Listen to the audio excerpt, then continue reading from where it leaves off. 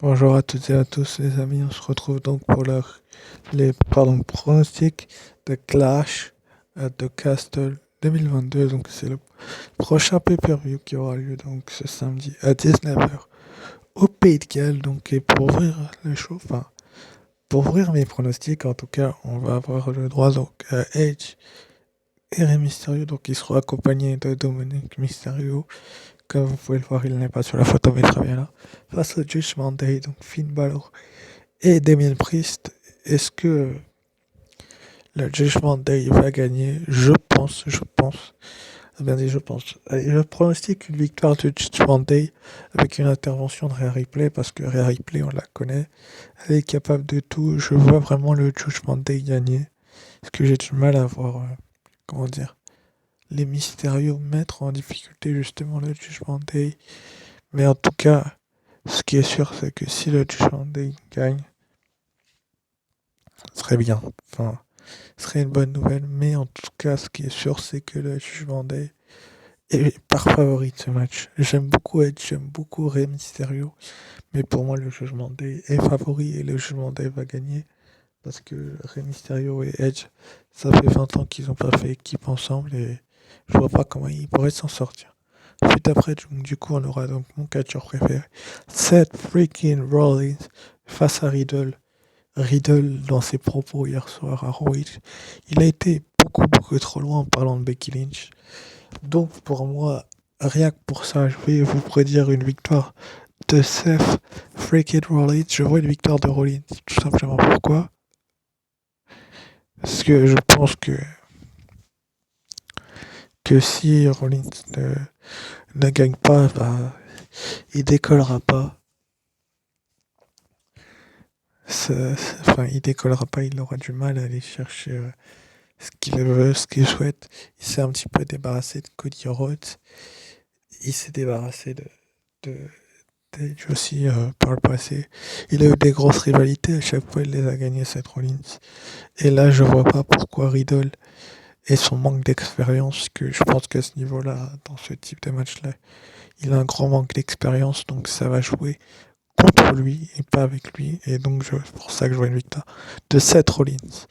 Donc, dans ce match-là, là aussi, il y a la championne d'Europe Bianca Belair, certes, il y a Alexa Bliss, il y a Asuka, mais bon, le clan de Dakota Kai, Io Sky et Bailey vient à peine de revenir. Dakota Kai et Io Sky viennent de perdre la finale du tournoi pour les titres par équipe féminin, donc face à Raquel Rodriguez et Alia. Donc pour moi, comme je vous l'ai dit, ça va se payer et je pense que l'équipe de Bianca Belair ne va pas s'imposer. Enfin, ils vont avoir du mal à gagner en tout cas. S'ils gagnent, ça serait par, euh, par miracle, mais je vois pas comment elle pourrait gagner en fait. Donc je pense que le clan de Bailey va s'imposer parce que j'ai un peu de mal à voir le clan de Bianca Belair tenir au moins jusqu'à la fin. Donc peut-être qu'il y aura moyen de voir une victoire du clan de Bailey. En fait, de vrai, du coup, on aura donc Sheamus accompagné de Butch et de Ridge Holland contre le Gunter accompagné de Ludwig Kaiser. Donc le titre intercontinental est remis en jeu, les amis. Pour ceux qui ne le savent pas, c'est un titre quand même assez prestigieux. Gunter, il vient à peine d'arriver, le mec il est déjà champion, enfin il est arrivé il y a très peu de temps. Et je vois pas trop comment il pourrait, comment dire, perdre. Parce que s'il venait à perdre, bah, ça serait dommage pour lui. Mais est-ce que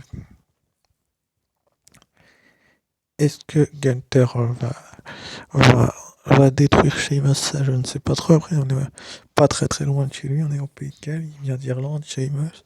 Est-ce que, comme avec le main event que je vous parlais tout à l'heure, ça va jouer et ils vont le faire gagner? Ce n'est pas improbable, ça aussi.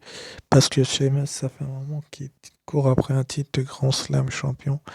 Et ça serait bon pour lui de tout simplement devenir champion intercontinental. Mais Gunter, ça fait pas hyper longtemps qu'il a battu Ricochet, donc pour une première défense en pay-per-view de battre Sheamus, en fait, ça renforcerait son personnage de destructeur et ça le mettrait surtout en avant pour la suite des événements. Vous voyez ce que je veux dire? C'est-à-dire que s'il gagne pas, ben, on va créer un scandale parce qu'on décrédibilisera un catcheur, alors que s'il gagne, ça va être une grande victoire pour lui. Suite après, du coup, on aura donc Liv Morgan qui va défendre donc son titre de championne de SmackDown contre Shayna Baszler. Shayna Baszler qui a promis de lui écraser le bras. Euh, Comment je peux expliquer ça?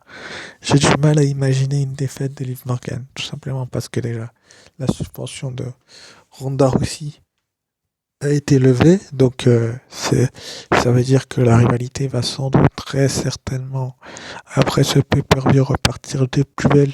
Pourquoi pas pour un match à Extreme Rules, sa stipulation, où là, du coup, Liv Morgan n'aura pas vraiment de moyens de tricher, même si, voilà quoi, l'arbitre n'avait pas vu. Là, Ronda aussi pourra faire ce qu'elle veut, même frapper Liv Morgan avec une chaise, etc., etc. Bref, en tout cas, Shayna Baszler, c'est un gros morceau, certes, mais je pense que Liv Morgan va conserver son titre pour la simple et unique raison que Ronda aussi va se replacer tout de suite après sur le titre et qu'elle n'est plus suspendue. Donc, si tu bats Shayna Baszler, bah, tu, tu prouves que tu es parmi les meilleures catcheuses. Après avoir battu deux fois Ronda aussi, même s'il y a eu une petite triche, peut-être ça va se la... Enfin bref, on va pas refaire l'histoire. Mais si tu vas chez Shayna Baszler, tu renforces un petit peu ton personnage de champion et tu es mise forcément en avant. Donc ça peut être vraiment une bonne chose. Mais si c'est le cas, ça peut être une grande nouvelle. C'est-à-dire que si, si tu fais gagner les Morgan, bah tu as une grande victoire. Elle a une victoire énorme et voilà. Suite après, du coup, on aura donc dans le main event donc Roman Reigns face à Drew McIntyre. Donc là, on est à 2 ans de règne de Roman Reigns. Certes, on est d'après le Wrestling Observer qui est qui est quand même bien réputé. Enfin, il y a des idées créatives qui disent qu'il va perdre moins une de ses ceintures. Enfin, voir l'idée a été proposée. C'est ça intrigue les personnes qui prendront la décision finale. Euh, Comment je peux vous expliquer ça, les amis? C'est-à-dire que Roman Reigns pourrait tout perdre, mais en tout cas, ils envisagent. Il y a eu des discussions comme quoi Roman Reigns pourrait faire. La WWE pourrait faire perdre les titres à Roman Reigns pour la première fois depuis longtemps, qui a été évoqué.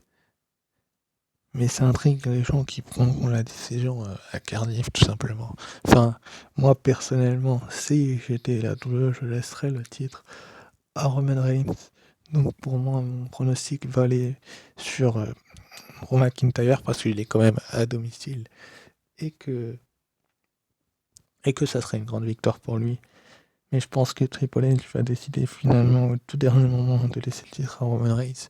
Mais si j'ai raison, je serais hyper fier pour lui. Enfin, c'est un mec qui mérite et ça redonnerait du prestige au titre en fait. Et ça mettrait en avant Drew McIntyre et puis pourquoi pas derrière la rivalité avec Karrion Kross.